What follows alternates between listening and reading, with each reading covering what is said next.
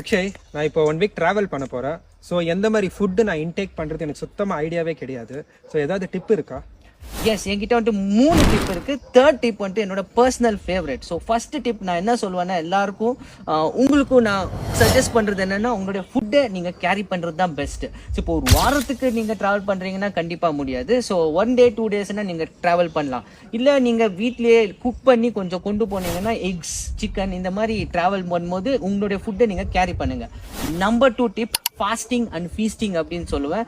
So நீங்கள் almost 16 to 18 hours fasting ஆராமல் பண்ணலாம். நீங்கள் வந்துட்டு எங்கே ட்ராவல் பண்ணாலும் அந்த ஒரு டைம் ஜோனை ஃபிக்ஸ் பண்ணிக்கோங்க. அப்புறமா நீங்கள் வந்துட்டு ஃபாஸ்டிங் பண்ணிட்டு உங்கள் டைம் பிரேக் பண்ணி நீங்கள் சாப்பிட்லாம்.